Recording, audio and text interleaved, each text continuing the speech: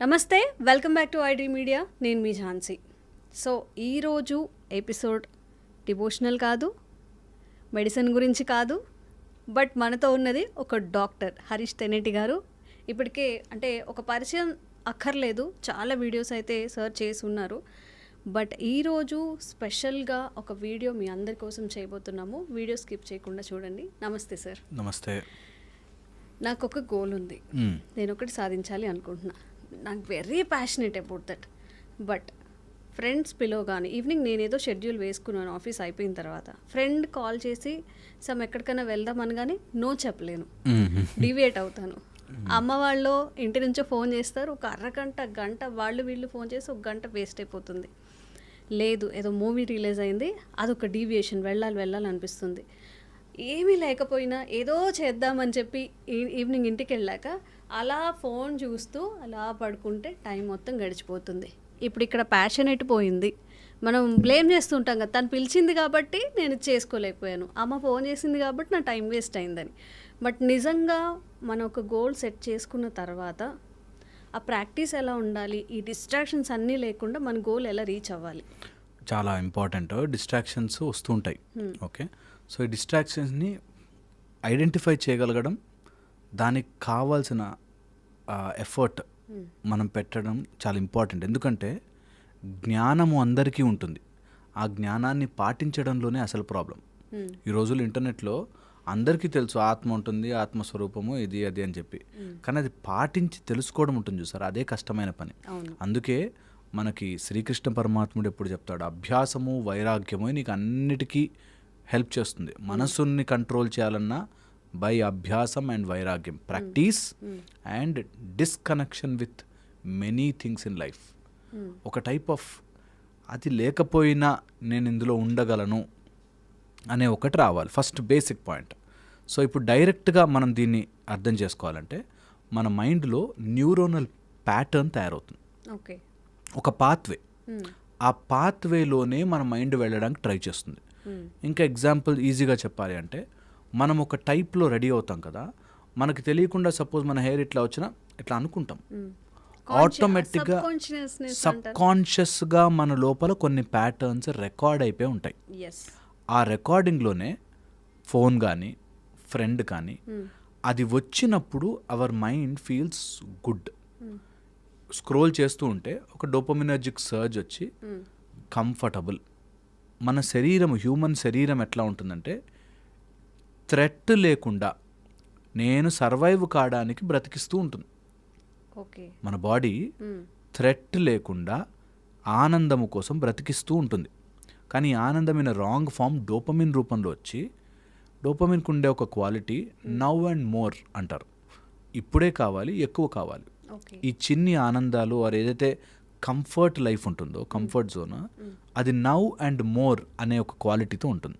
Now and more అంటే ఏంటి, ఇప్పుడే జరగాలి, కొంచెం ఎక్కువైతే బాగుంటుంది అని. ఓకే, ఇది మనకు మందు సిగరెట్ లాగా, ఒకడికి ఒక బాటిల్ తాగితే ఎక్కేది కొన్ని రోజులు తాగ్గా 5 బాటిల్స్ తాగినా ఎక్కదు. మోర్. అండ్ ఒకవేళ 6 o'clock 7 o'clock వాడు మందు దొరకకపోతే పిచ్చి అవుతాడు, ఐ వాంట్ ఇట్ నవ్ అని. సో నవ్ అండ్ మోర్ అనే క్వాలిటీ చిన్న రేంజ్లో నుంచి పెద్ద రేంజ్ వరకు ఉండి మన డిస్ట్రాక్షన్కి కారణం అది అవుతుంది. Now and more. ఫోన్ వచ్చింది వెంటనే చూడాలి నవ్, ఒకసారి చూసాక ఆగదు మోర్.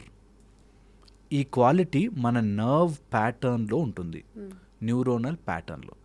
గుడ్ థింగ్ ఈస్ మనం ఆ న్యూరోనల్ ప్యాటర్న్ని మార్చచ్చు. ఓకే, మార్చుకోవచ్చు. ఓకే, ఈ మార్చుకోవడానికి నేను ఒక ఈజీ మెథడ్ చెప్తాను, that's called 3-30. Okay, or 3 months పెట్టుకోండి, ఈజీగా ఉంటుంది. 3 days కంటిన్యూస్గా ఒక గుడ్ హ్యాబిట్ని ఆపద్దు. 3 days. సపోజ్ ఎక్సర్సైజ్ చేద్దాము అని ఫిక్స్ అయ్యాం, నాకు ఏదో గోల్ ఉంది, ఆ గోల్కి నేను ఫిట్గా ఉండాలి, ఆర్మీలో జాయిన్ అవ్వాలి, ఫిట్గా ఉండాలి అనుకున్నాం. 3 days కంటిన్యూస్గా ఒక గుడ్ హ్యాబిట్ని ఆపద్దు. సపోజ్ మీరు యాపిల్ తినాలి అనుకుంటే, రోజు హెల్తీగా ఉండడానికి యాపిల్ తినాలి, ఈ రోజు తిన్నాను, రేపు సమ్ రీజన్ బ్రేక్ వచ్చిందనుకో, ఎల్లుండి బ్రేక్ అవ్వకూడదు, ఏదన్నా కానీ తినాలి. 3 days కంటిన్యూస్గా ఒక హ్యాబిట్, గుడ్ హ్యాబిట్ బ్రేక్ అవ్వకూడదు. 3 months లోపల బ్యాడ్ హ్యాబిట్ రాకూడదు. సపోజ్ ఈరోజు అనుకోకుండా తాగేశారు, 3 months వరకు అంటే 90 days వరకు మళ్ళీ అది రిపీట్ చేయకూడదు. 90 days 90 days any bad habit మన బాడీని వదిలి వెళ్ళిపోతుంది. మనకి మానేయాలని ఉన్నా ఫర్ సపోజ్ అమ్మాయిలు కూడా తాగుతున్నారు ఇప్పుడు, మానేయాలని ఉన్నా కానీ ఏదో పార్టీ గ్యాదరింగ్స్ లేకపోతే ఎవరో నేను లోగా ఉన్నానని పిలవడం, లేదు నేను బాధగా ఉన్న నా కంపెనీ ఇవ్వనడం, లేకపోతే అబ్బాయిలకి అమ్మాయిలకి ఇది జరుగుతూ ఉంటుంది కదా. ఇప్పుడు ఏంటంటే తాగని వాళ్ళని ఒక పిచ్చి వాళ్ళలాగా అది ఒక కల్చర్ అయిపోయింది. ఇది ఒక సాఫ్ట్వేర్ కల్చర్ అనో లేకపోతే ఇంకేదో మీకు కల్చర్ తెలీదు, ఇది జస్ట్ నార్మల్ థింగ్ అన్నట్టు మాట్లాడుతున్నారు. దెన్ అక్కడ ఎలా హ్యాండిల్ చేయాలి మనం? చాలా true. And that is the power తెలుసా. ఒక్కసారి అలాంటి సీన్లో అది నాకు మజా ఇవ్వదు బాస్, నాకు గోల్ రీచ్ అయితే మజా ఇస్తుంది అనే మైండ్ సెట్లో ఉన్నవాడు వాళ్ళందరూ తాగుతున్నా నేను అట్లున్నాను అనుకోండి, నెక్స్ట్ డే మనకి మనమే చేసాంరా అని ఎదుగుతాం. కొంచెం కొంచెంగా మార్చుకుంటున్నా. అబ్సల్యూట్లీ. నేను అంటాను ఒకసారి అలా చెయ్యడం స్టార్ట్ చేస్తే నీ మైండ్లో నువ్వు పెరుగుతావు. ఎక్కడి నుంచి పడిపోయినా లేవచ్చు, నీ మైండ్లో పడిపోతే లేవం. ఇది అందరూ 1కి 10 సార్లు గోడ మీద రాసుకోవాలి. ఎక్కడి నుంచి పడినా, లోయలో పడిపోయినా లేచి బయటకు రావచ్చు, కానీ నీ మైండ్లో పడిపోతే లేవలేం. అంటే నేను రోజు 6 గంటలకు లేస్తాను అని అనుకుని నువ్వు 6, 10 or 7 o'clock లేస్తే నీ మైండ్లో పడిపోయినట్టు. నీ మైండ్ అంటది నువ్వు 5 గంటలకు నిద్రే లేవలేవు, నువ్వేం సాధిస్తావురా లైఫ్లో అని నీ మైండ్ ఫిక్స్ అయిపోతుంది. ఈడ అనుకున్నది చెయ్యడు. ఇదే ప్రాక్టీస్ మనం చేయగలిగితే దట్ ఎవరిని నమ్మించను, నా మైండ్ని నేను ప్రూవ్ చేస్తాను దట్ నేను అనుకుంటే చేస్తాను అని మైండ్లో గనక పెరగడం స్టార్ట్ అయితే నీ మైండ్కు నువ్వు అమ్మో వీడు తాగడంటే తాగడు బాస్ అని మైండ్ ఫిక్స్ అయిపోయింది అనుకో, వీడు గోల్ పెట్టుకున్నట్టే చేసేస్తాడు బాస్ అని మైండ్ కన్విన్స్ అయిపోతుంది. మనలోనే పాజిటివ్నెస్ క్రియేట్ అవుతుంది. మన మైండే చూస్తూ ఉంటుంది దట్ వీడు అనుకున్నది చేయగలుగుతాడా. అది చెయ్యనివ్వకుండా ఆపడానికి మాయ ట్రై చేస్తుంది. నిద్ర లేవాలనిపిస్తుంది కానీ సరిలే అని పడుకోబెడుతున్నా అక్కడ లేవాలి. అదొక్కటే ఫైట్, అదొక్కటే గెలవాలి మనం. తర్వాత ఫ్రెండ్ పిలిచినా వెళ్ళము, చేతిలో పెట్టిన నోట్లో పోసినా ఉమ్మేస్తాం. మనకి ఆ స్ట్రెంగ్త్ మైండే ఇస్తుంది. బికాస్ మైండే ఆ ట్రాప్లో పడుతుంది కాబట్టి. తాగితే ఏమీ కాదు, నిజంగా తాగే వాళ్ళు కూడా ఎప్పుడైనా ఇట్లా పెట్టుకుని తాగుతారు, అది విషంలాగా ఉంటుంది. అయినా నీ మైండ్ తాగాక చాలా బాగుంటుంది కదా, నిజంగా తాగాకపోని బాగుంటుందా అంటే వాడు ఏ నాలా పక్కన ఎక్కడో పడిపోయి ఉంటాడు, వాడికి ఏం తెలియదు కూడా, తాగిన ఎంజాయ్మెంట్ కూడా తెలియదు అసలు, కానీ తాగుతారు. ఎందుకు? అది తాగడం మజా ఇవ్వట్లేదు, మజా ఇస్తుందేమో అనే ఫీలింగ్. ఈ రోజుల్లో సోషల్ డ్రింకింగ్, ఎప్పుడైనా సోషల్లీ వెళ్తే డ్రింకింగ్ కాస్త డ్రింకింగ్ ఫర్ సోషల్ లాగా తయారై వెళ్ళడం తాగడం కోసమే. ఒకప్పుడు ఎప్పుడైనా పార్టీలో తాగుతారు, ఇప్పుడు తాగడం కోసమే పార్టీలు పెట్టుకుంటున్నారు. ఓకే, విచ్ విల్ కాజ్, అది క్లియర్గా మనకి ఇట్ ఈస్ షోయింగ్ అంటే మైండ్ ఆడే గేమ్ రా ఇది. నేను చెప్పేది ఏంటంటే ఆ మైండ్లోనే దాన్ని పట్టుకోవాలి. ఎలా పట్టుకుంటాం తెలుసా?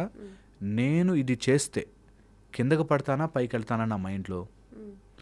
ఈ ఒక్క ఆర్ట్ పిల్లలకి నేర్పిస్తే, ఈ ఒక్కటే ఆర్ట్, ఇంజనీరింగ్ కానీ 10th కానీ లేకపోతే ఇట్లా చదువుకుంటున్న పిల్లలు 10th నుంచి ఇంటర్మీడియట్ నుంచి వీళ్ళకి నేర్పించాల్సిన ఒకే ఆర్ట్, నీ మైండ్లో పడిపోకురా. నువ్వు అనుకుంటే చెయ్యగలవు, నీ మైండ్లో కింద పడకు.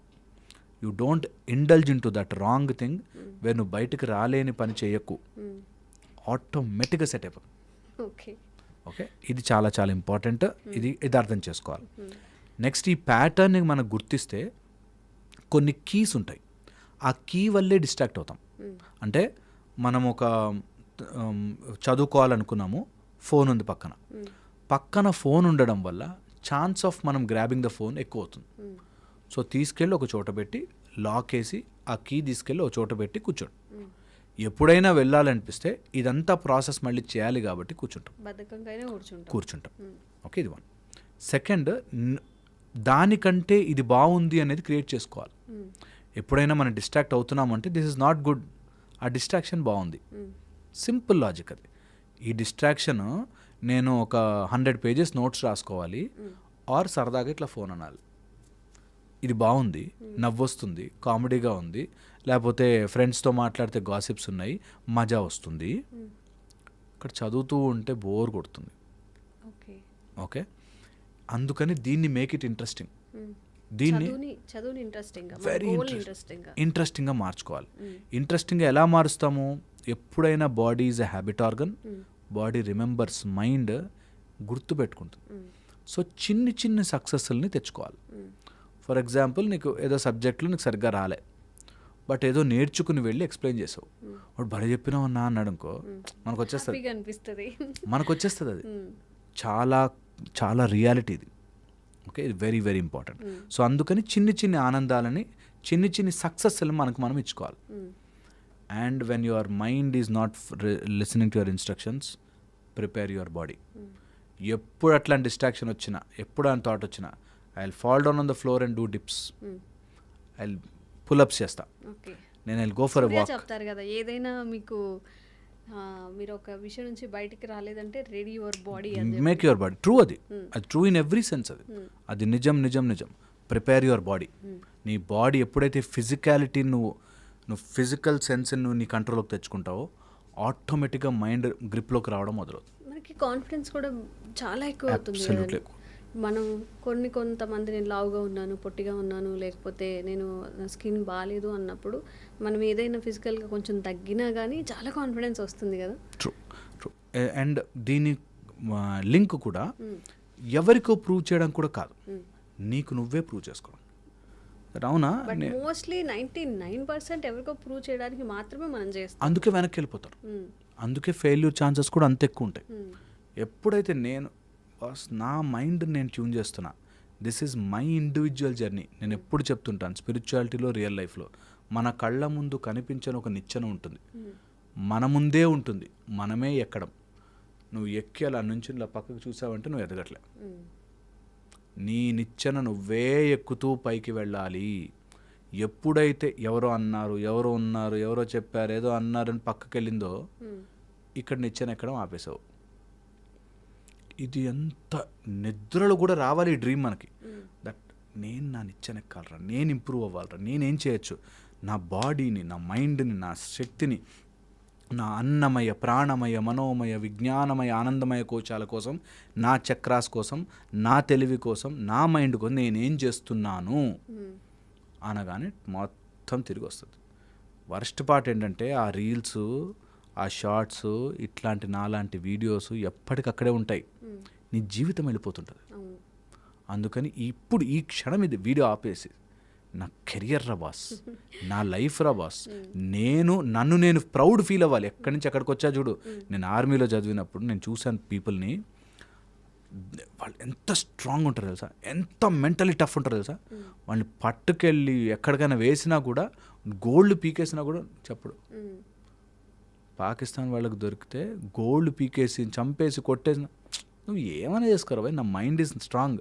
అమ్మో భయపడిపోయి, అమ్మో చేయలేనేమో, నాకు ఫ్రెండ్స్ ఏమనుకుంటారు.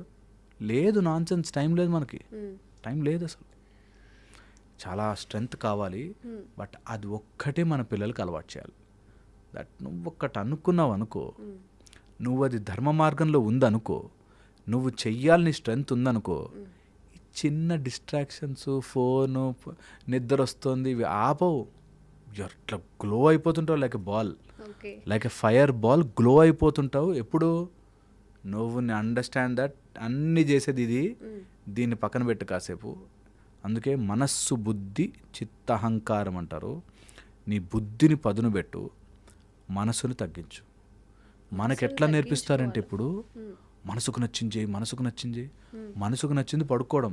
రోజంతా పడుకుంటే వేస్ట్ గడివైపోతాం, లైఫ్లో హెల్త్ ప్రాబ్లమ్స్ వచ్చేస్తాయి.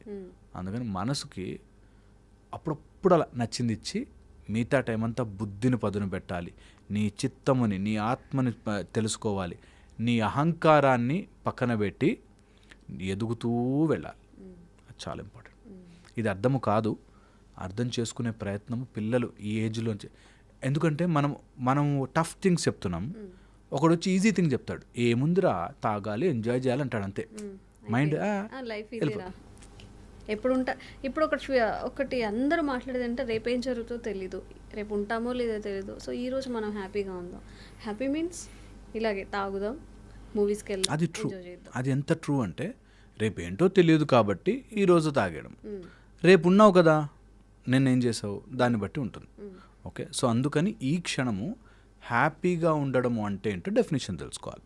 హ్యాపీగా ఉండడము అంటే ఇతరులని బాధ పెట్టక, నీ శరీరముని కెమికల్స్తో నింపుకోక, ఆరోగ్యంతో ఉండే ప్రశాంతత. అందుకే మన వాళ్ళు ఎప్పుడు పీస్ ఆఫ్ మైండ్ అన్నారు, ప్లెజర్ అని అనలేదు ఎప్పుడు. నువ్వెప్పుడు సుఖాలకి లేకపోతే ఆనందం వెనకాల పడతావో యు ఆర్ పైకి వెళ్తావు కిందకు వస్తావు, పైకి వెళ్తావు కిందకు వస్తావు. అంటే ప్రశాంతత, పీస్. ఇక్కడ హ్యాపీగా ఉండరా, పీస్ఫుల్గా ఉండరా. నీకు ఒక డ్రగ్ ఆల్కహాల్ వచ్చి హ్యాపీ చేయాల్సిన పనిలే. నేను హ్యాపీ, నువ్వు ఇన్నర్గా ఐఎమ్ హ్యాపీ. ఏది ఉన్నదంతా హ్యాపీ. ఓకే, లేనివి కూడా వస్తాయి.